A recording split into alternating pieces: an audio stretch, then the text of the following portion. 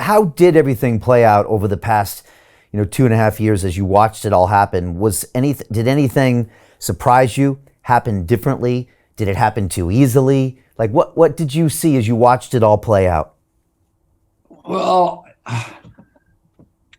I never make predictions because I'm not good at it, but I could see kind of the road that we were going down in the direction. And let me just talk for a second about a way that people can understand how bad this was. And that is, we got data now for the Pfizer vaccine, and the way, when they gave these vaccines emergency use authorization, the public really had no access to the data because the company doesn't have to share it except with the regulators. We knew the regulators, who I know are corrupt, were looking at the data and were hell-bent on making sure that this mass vaccination program went forward. And let me step back for a second. You know this from reading my book, that the reason they had to kill the really efficacious therapeutic medicines like hydroxychloroquine and ivermectin, and there's literally hundreds of studies now, peer-reviewed, published studies, including placebo-controlled studies, that show that those medications have a profound impact. They reduce hospitalizations, they reduce serious illnesses and deaths by around 70 to 95%. And we knew this very, very early on.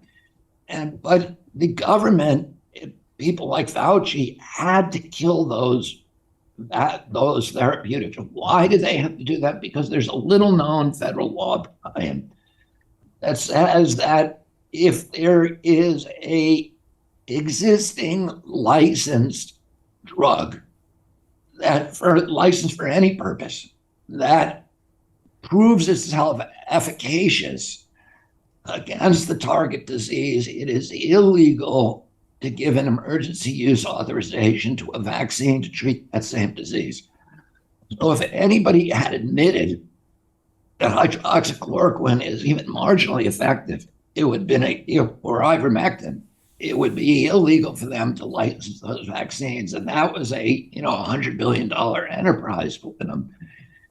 And as you know, NIH owns half the patent for the Moderna vaccine, which they put in the front of the pipeline. They waived animal studies, and they're going to get half the royalties. So this is tens of billions of dollars in royalties. And not only does the agency get the royalty, but individuals who work for Anthony Fauci, loyal lieutenants who he designates, are each able, and there's at least 4 and maybe 6 of them, they keep this very secret, they each get royalty, what they call patent margin rights.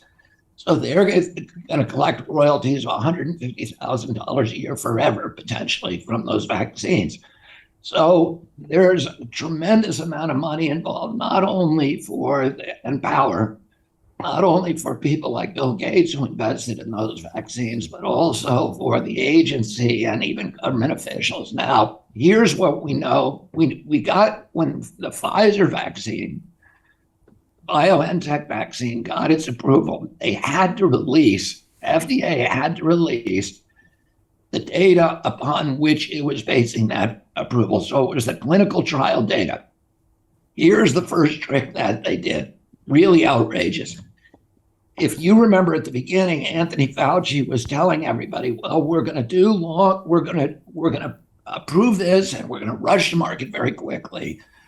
We're going to keep the studies going for 5 years because we recognize that there are long-term impacts from vaccines, dangerous impacts, injuries with long diagnostic horizons, injuries with long incubation periods that you will not see in a month or 2 months or 5 months. In fact, there's a 2002 tape of Anthony Fauci out there right now that says you got to go at least 12 years between the clinical trial and actually mass vaccination programs because there are injuries that do not show up until a decade later. And you could have, in his words, mayhem if you try to move faster. So he said, okay, we're going to do 5 years of study. What do?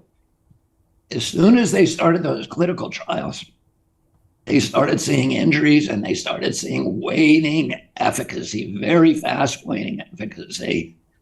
And so they shut down the clinical trials after 2 months and they vaccinated the placebo group. Now, that is scientific fraud on its face. The FDA should have marched them out of town if it was a functioning agency and laughed at them.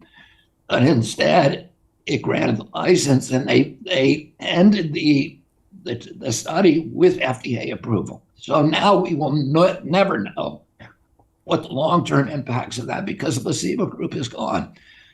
They did that after 2 months. But they then, when they went to FDA to get their license, it's the only one that was approved at that time. They gave them 6 months of data.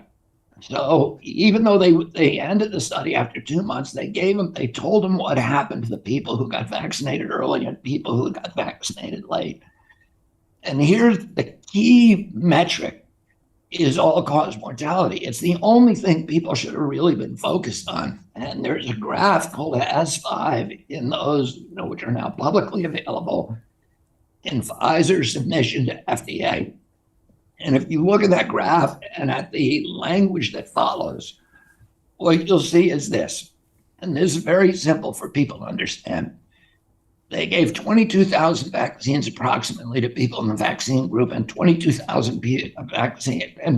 And then there were 22,000 people in the placebo group who received a fake vaccine. After 6 months, there was 1 COVID death in the vaccine group and 2 COVID deaths in the placebo group. So that allowed Pfizer and FDA to tell the public that the vaccine is 100% effective, which they did. Dr. Fauci and everybody else said that from the beginning. Gates, the president, it's 100% effective because the number 2 is 100% greater than the number 1. Hey, it's Brian Rose, founder of the DeFi Academy. I've told you my 4-week crypto bootcamp is amazing, but don't take my word for it. This is what my students are saying. The DeFi Academy was an amazing experience for me. It took me totally out of my comfort zone. In this course, I was challenged, I was held accountable, and pushed to do things that honestly weren't always easy. It's been phenomenal, and I can't believe we're already up on our 4 weeks. It has flown by. Going through this DeFi accelerator by far was one of the best courses I've taken. You do this course, you really get into the nitty-gritty of the activities that will make you comfortable with decentralized finance. Thank you so much to Brian and everyone at London Real and the DeFi Academy for even putting together an amazing course like this. Anybody else that wants to do it, please sign up. It is well worth the money.